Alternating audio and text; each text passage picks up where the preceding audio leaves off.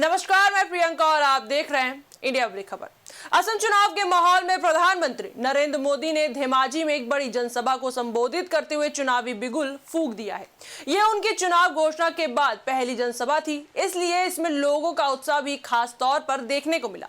सभा में उमड़ी भारी भीड़ को संबोधित करते हुए पीएम मोदी ने कहा कि सामने दिख रहा जन समुद्र, युवाओं का जोश और बहनों बेटियों का आशीर्वाद इस बात का संकेत है कि इस बार असम में भाजपा की हैट्रिक तय है।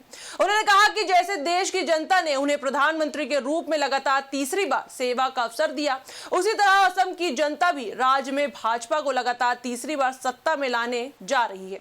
वहीं आपको बता दें, प्रधानमंत्री ने अपने संबोधन में भावनात्मक जुड़ाव भी दिखाया। उन्होंने कहा कि यह उनका धेमाजी में तीसरा दौरा है और हर बार यहाँ के लोगों का स्नेह और समर्थन उन्हें नई ऊर्जा देता है। उन्होंने विश्वास जताया कि इस बार भी जनता का आशीर्वाद भाजपा के साथ रहेगा और राज्य में विकास की गति और तेज होगी। पीएम मोदी ने लोगों से सीधे संवाद करते हुए कहा कि उनका ये समर्थन ही मोदी की गारंटी को मजबूत बनाता है।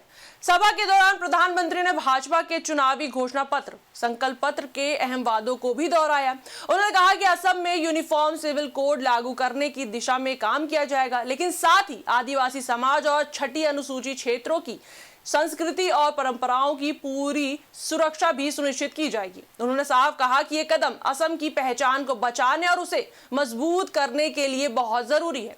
पीएम मोदी ने इस बात पर जोर दिया कि विकास और परंपरा दोनों को साथ लेकर चलना ही भाजपा की नीति है। इसके बाद प्रधानमंत्री ने असम के भविष्य को लेकर एक बड़ी तस्वीर भी पेश की। उन्होंने कहा कि एक समय था जब दुनिया में असम की पहचान सिर्फ चाय के लिए होती थी, लेकिन अब वह समय दूर नहीं है जब असम को चाय के साथ साथ चिप यानी कि सेमीकंडक्टर उत्पादन के लिए भी जाना जाएगा। उन्होंने कहा कि असम में बन रहा सेमीकंडक्टर प्लांट जल्द ही उत्पादन शुरू करेगा और इससे राज्य आधुनिक तकनीक का एक बड़ा हब बनेगा। पीएम मोदी ने यह भी कहा कि आने वाले समय में फोन, गाड़ियां, टीवी और फ्रिज जैसे कई उत्पादों में असम में बनी चिप का इस्तेमाल होगा। ये बयान सभा में मौजूद लोगों के लिए खासा उत्साहजनक रहा। वहीं आपको बता दें, पीएम मोदी ने अपने भाषण में कांग्रेस पर भी जमकर निशाना साधा। उन्होंने आरोप लगाया कि कांग्रेस ने दशकों तक असम में सत्ता में रहने के बावजूद राज्य के विकास पर ध्यान नहीं दिया और समाज को बांटने का काम किया। उन्होंने कहा कि ब्रह्मपुत्र नदी के दोनों किनारों को जोड़ने के लिए कांग्रेस ने 60 से 65 साल में सिर्फ 3 पुल बनाए, जबकि भाजपा की डबल इंजन सरकार ने 10 से 11 वर्षों में 5 बड़े पुल बनाकर लोगों की वर्षों पुरानी समस्या को दूर किया। उन्होंने कहा कि पुलों की कमी के कारण लोगों को काफी कठिनाइयों का सामना करना पड़ता था और कई जानें भी गईं। वहीं आपको बता दें, प्रधानमंत्री ने कांग्रेस पर परिवारवाद का आरोप लगाते हुए कहा कि कांग्रेस के लिए हमेशा सत्ता और परिवार ही प्राथमिकता रहे। दिल्ली में एक परिवार और असम में भी एक परिवार कांग्रेस की राजनीति को चला रहा है, जबकि भाजपा का उद्देश्य केवल जनता का विकास है। उन्होंने ये भी कहा कि कांग्रेस ने स्वास्थ्य सेवाओं पर ध्यान नहीं दिया, जिसके कारण लंबे समय तक राज्य में मेडिकल सुविधाएं सीमित रहीं।